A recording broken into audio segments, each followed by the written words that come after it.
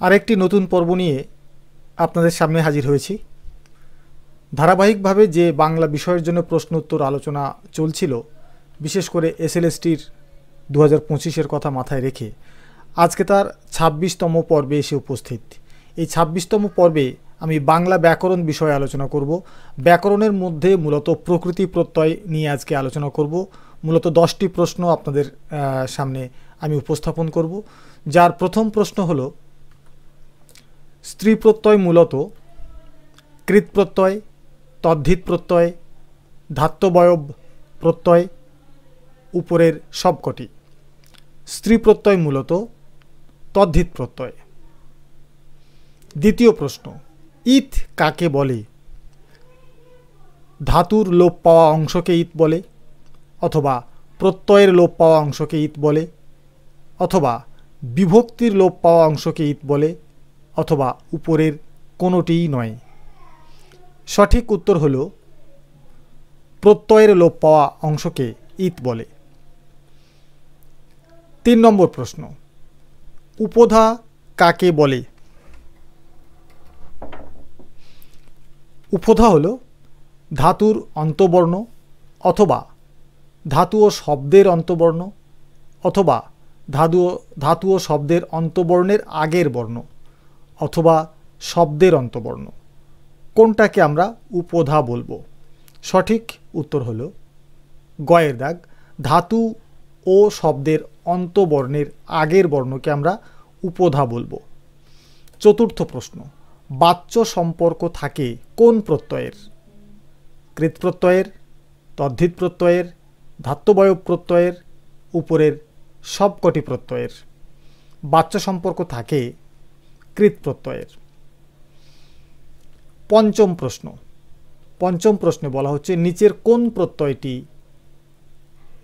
করার যোগ্য বা করা উচিত অর্থে প্রযুক্ত হয়?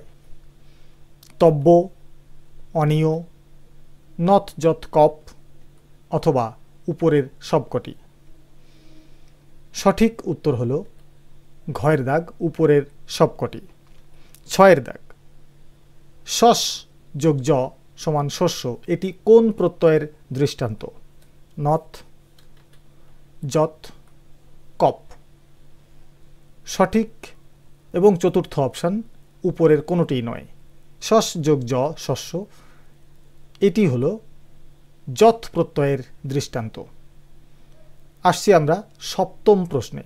সপ্তম প্রশ্নে বলা হচ্ছে নিচের কোন প্রত্যয়টি বসলে আর তারপরে অনীয় প্রত্যয় বসে না?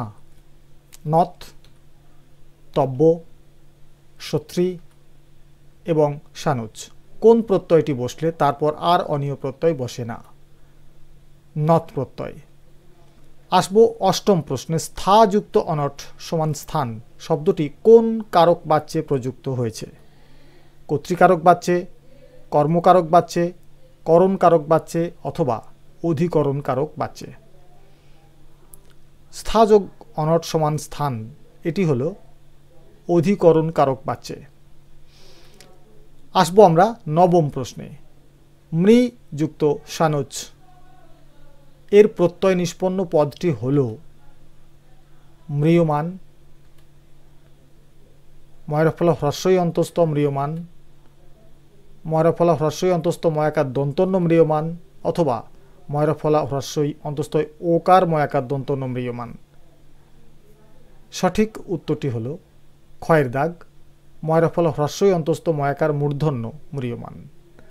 আসবো দশম প্রশ্নে, উদ্বিগ্ন শব্দটির প্রকৃতি প্রত্যয় হল উদ যুক্ত বীজ যুক্ত ত, উদ যুক্ত বিগ যুক্ত ত, উদ যুক্ত বিন যুক্ত ত। ঘয়ের দাগ, উৎ যুক্ত বিগ যুক্ত ত। এখানে সঠিক উত্তর হল প্রথমটি, উদ যুক্ত বীজ যুক্ত ত।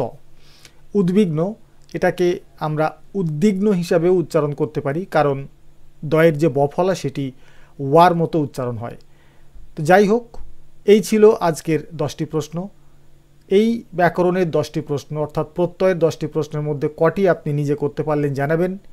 আগামী পর্বের অর্থাৎ আগামীকালকের সকালের আপনাদের সামনে আমি হাজির করব আন্তর্জাতিক সাহিত্য থেকে গার্সিয়া মার্কেজ। আজকে ভিডিও এখানে শেষ করছি। সবাইকে অসংখ্য ধন্যবাদ।